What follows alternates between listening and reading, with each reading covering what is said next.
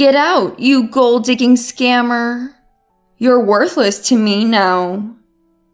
I was heartbroken when my respected father-in-law Paul passed away after I had been caring for him. In my grief, my mother-in-law Crystal hurled cruel words at me.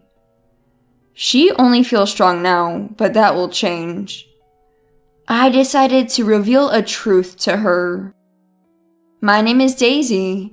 I'm a 30-year-old office worker. I lost my parents in an accident when I was young and was raised in an institution until I graduated high school. After graduation, as I was unsure about my future, it was the late Paul who offered, "Why not work at our company?" Paul owned a local construction company. I was hired as an office worker, inexperienced and unqualified, but everyone was kind and taught me everything from scratch. Now I've become a seasoned employee with over 10 years of service. My encounter with Paul was at the facility where I lived. Paul was a wonderful person who engaged in charitable work. He donated various things to my facility like bags, toys, picture books, and clothes. Having been without parents since I can remember, I naturally came to adore Paul as a real father. Paul often brought his own children. A boy my age, Alexander, and a girl 3 years younger, Mona. I especially got along well with Alexander. "Reading alone again?" I'd ask, and he would quietly nod in response. Reserved, he always read books alone. I wasn't particularly outgoing either, so we naturally spent a lot of time together. "I love foreign architecture. I'd love to visit them someday," he often said. Huh. Having no particular dreams myself, I was a bit envious of him for having one. As for his sister, she was a spoiled child, saying, "This place is boring. I want to go home. Why do I have to play with these people?" She only came a few times before stopping altogether. I found her somewhat difficult, so I was relieved. Years into my job, Paul, the company president, said something unbelievable. "Alexander, Daisy, how about you two get married?" What? We were both shocked. Alexander is of age now, and I've been looking for someone suitable, but he's shy, right? "I trust Daisy completely," he said. Honestly, I had never seen Alexander as a romantic interest. But I didn't dislike him and liked him as a person. It seemed Alexander felt the same, and so our marriage was smoothly arranged. We had a small family-only wedding. Crystal said she was embarrassed to introduce me, a woman with no relatives, as her son's wife. Having few friends ourselves, it didn't really bother us. Still, it hurt to hear Crystal say that. With no family of my own, the head of the facility I grew up in attended. Tears of joy were shed when they learned I was marrying Alexander. Amidst the blessings, there were glaring eyes. Crystal and Mona. They opposed our marriage until the end. It happened on the day I went to a family meeting. As soon as I entered, Mona said, "Make sure you clean your shoes, they're dirty." I was shocked, but Alexander defended me. "Apologize to Daisy." "Like I'd listen to you," she sneered, looking down on her brother. Mona, whom I hadn't seen in a while, had grown several times wider and more intimidating. According to Alexander, she was mocked for her nasty personality and appearance, leading to her not attending school since her student days. Even as an adult, Mona has never worked. She gets an allowance from Crystal, who dotes on her, and spends her days out and about. And as for Crystal, she leaves the housework to a maid, and seems to spend her days eating out and shopping with Mona. The first time she met me, she said, "I don't know what tricks you used to worm your way in, but I don't recognize you." Although she was scolded by Paul right there, the snide comment stopped in his presence. But the bullying continued when Alexander or Paul were not around. When I got married, I moved in, and the housekeeper we had was let go. Because now we have Daisy, there's no need to pay someone else. Crystal unilaterally decided. Honestly, I was nervous about handling the chores of this large house alone, on top of my job. Sensing this, Alexander and Paul protested, but Crystal laughed, looking at Mona and said, "Mona and I are here. It'll be fine, right?" However, Crystal and Mona never helped. Instead, they criticized every little thing I did and laughed at me when I was down. They often claimed the meals I cooked as their own. There was also this incident. I went home during a work break to pick up something I'd forgotten and heard a noise inside. What? A burglar?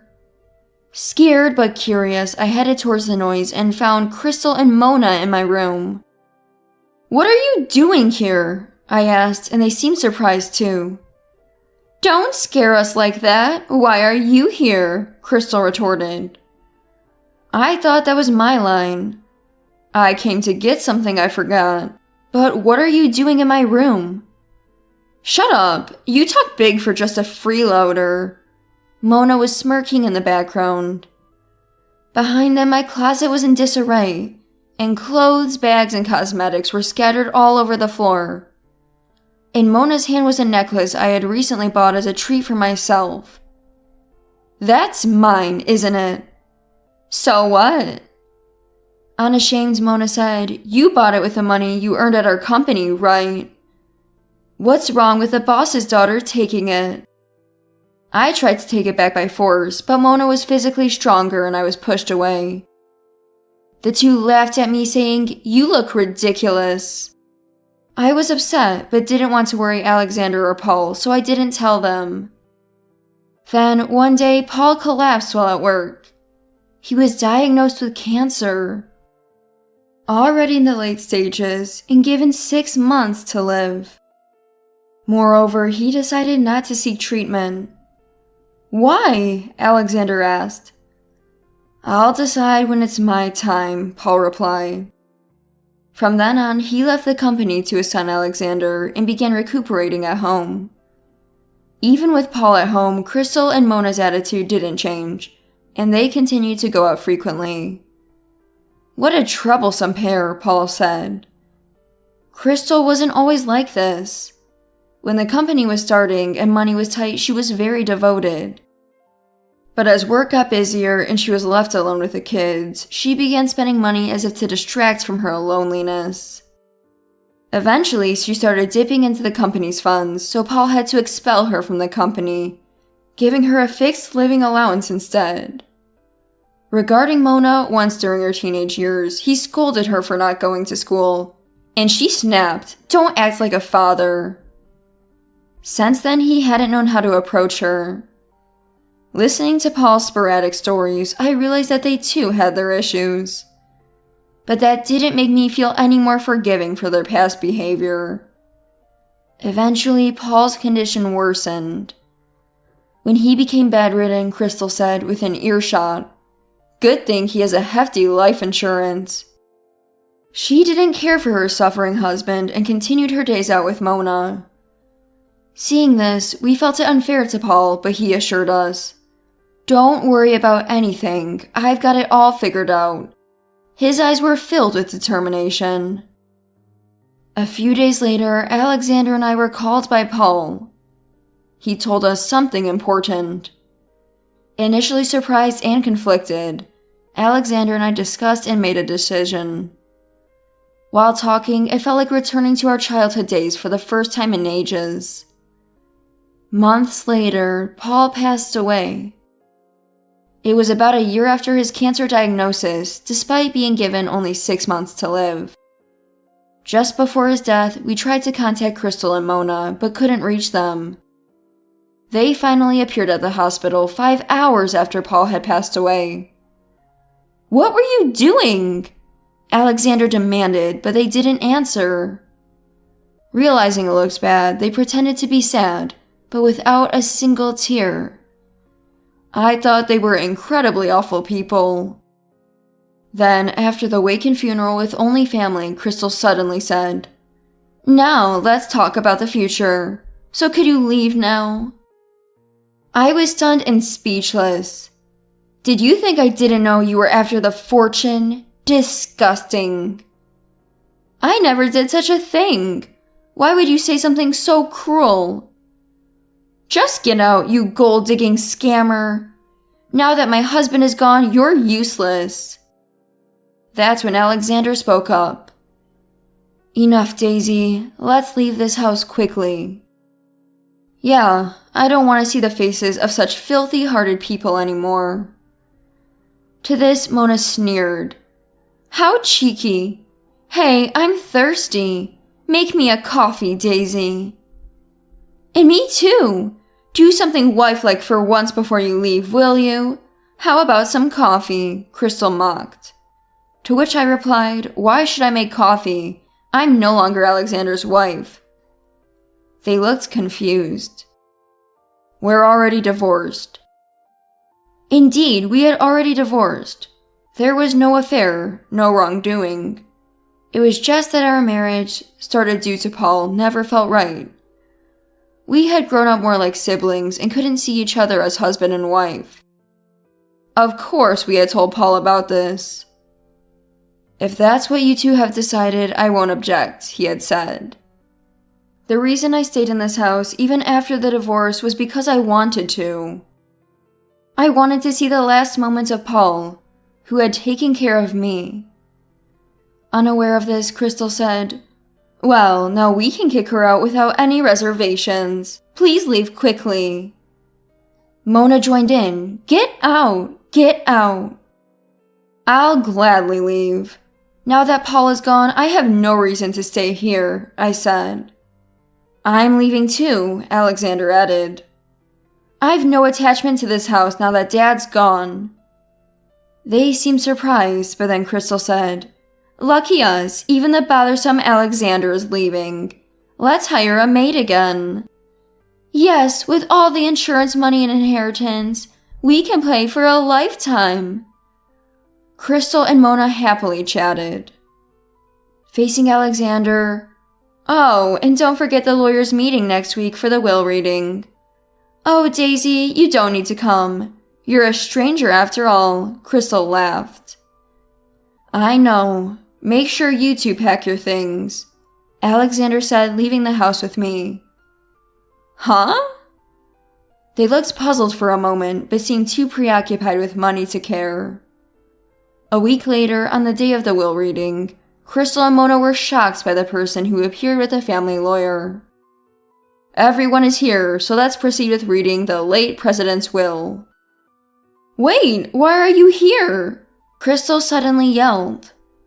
It wasn't surprising, as I, who shouldn't have been there, was present. A stranger like you has no right to be here. Leave now, Crystal demanded of me. Today, Daisy's presence here is per the deceased president's wishes. We will not entertain any objections. This lawyer had been handling our company's affairs for many years.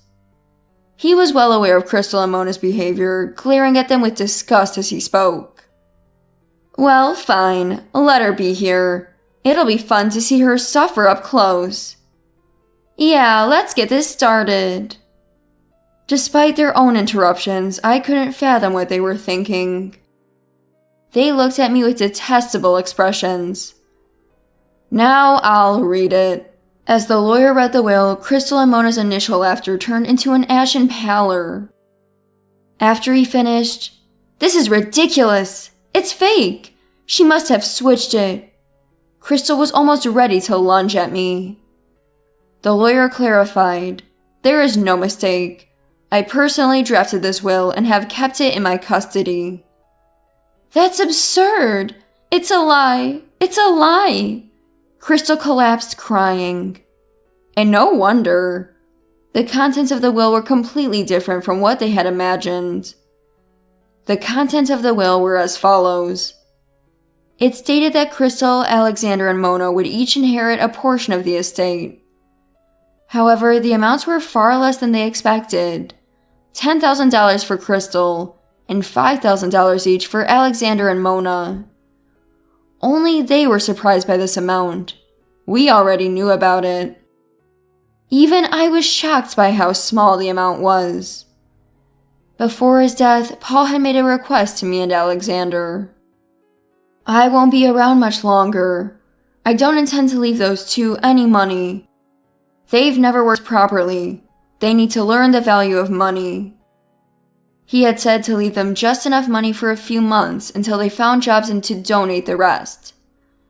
Given their past extravagant spending, this seemed a fair amount. Mona exclaimed, "Work? That's impossible for me. I can't work. Wait, we can sell this house." "Yeah, let's do that. It might be smaller, but there's a nice new apartment nearby." They rejoiced until I interjected. "That's a nice thought, but it's not possible." In truth, this house, including the land, had already been sold to one of Paul's acquaintances. After Paul's death, the house was to be demolished for an apartment building. Out of respect for Paul, the acquaintance had waited until his passing. Now, Crystal and Mona had to leave as soon as possible. "By the way, have you finished packing?" They were in a state of panic. Suddenly remembering something, Crystal boasted. "Right, there's the insurance money. I'll graciously let you have the small change Paul left." To which was replied, "Unfortunately, Daisy is the beneficiary, not Crystal. You won't receive a cent." "Huh?" They both looked at me in disbelief. "What do you mean? You're a fraud, a thief. Don't mess with us," Crystal exclaimed. "A thief? Are you referring to your daughter who steals my belongings?" "That's not theft. It's mine since I bought it with my company's money," she retorted illogically. I was genuinely surprised when Paul wanted me as the insurance beneficiary. He believes I would use it in the best way possible, rather than Crystal. Alexander agreed with this decision. I had already planned how to use the money. Tired of their commotion, I said, "Well, our discussion is over, so I'll be leaving." A few days later, Crystal and Mona suddenly showed up at my office. "What do you want?" I asked. "We've come to ask you for a favor today." It was the first time I'd seen Crystal so subdued. Honestly, it was unsettling. "I'll hear you out, but what is it?" "We need you to lend us money. $30,000. You got the insurance money, so it's a small amount for you, right?" Earning $30,000 is harder than these people realize. As I thought this, I asked, "What do you need it for?" "Actually, my mother is sick and needs surgery. It costs $30,000. "I'm so worried about Grandma." Mona was pretending to cry next to her. I couldn't help but laugh at them. "What's so funny?" Crystal demanded. "Your grandmother passed away a long time ago, Crystal. Have you lost your mind?" They looked caught, but I continued. "Nightclubs are that expensive, huh? How much did you party?" "How do you know that? You're such a horrible woman," Mona exclaimed, but I knew everything. It started when Paul fell ill. A young man visited our home when Paul was alone, claiming to be from a nightclub. He said Crystal and Mona were frequent visitors. Initially, they spent modest amounts, but recently their spending had increased. They often left without paying after drinking too much, and that's why he came looking for them. At the club, they bragged, "We'll soon come into a lot of money." Hearing this, Paul was furious, and decided then about the inheritance and insurance money. "The company, you two decide," Paul had told Alexander and me. "We'll have to ask Alexander to pay. He's the president after all," Mona suggested. "Alexander? He's not here. He's abroad." "What?" "And I'm the president." They were shocked. When Paul said we could do what we wanted with the company, Alexander told me about his childhood dream to travel and see foreign buildings. I supported him. While discussing, I realized my dream was to develop the company further. I love this company. My dream is to make it even more successful. Could you please leave now? If you come back, I'll call security." They left, faces red and looking defeated. As for what happened to them without a plan, they quickly spent Paul's small inheritance. Unable to pay the nightclub, they were chased by debt. Once, I saw them working at a notorious supermarket known for bullying newcomers. Their appearance had deteriorated, looking older and worn out. They seemed to be struggling, but it was the result of their actions. As for me, I'm working hard every day, collaborating with my colleagues. I'm now known as a successful businesswoman, and have been appearing more in the media. Regarding Paul's insurance money, I donated it all to the facility. I thought Paul would be happy with that decision. I recently received a postcard from Alexander abroad with a picture of him smiling happily. Though he faces challenges in a foreign country, he seems to enjoy every day. We may be divorced, but now we're good friends. I'm having the best time of my life.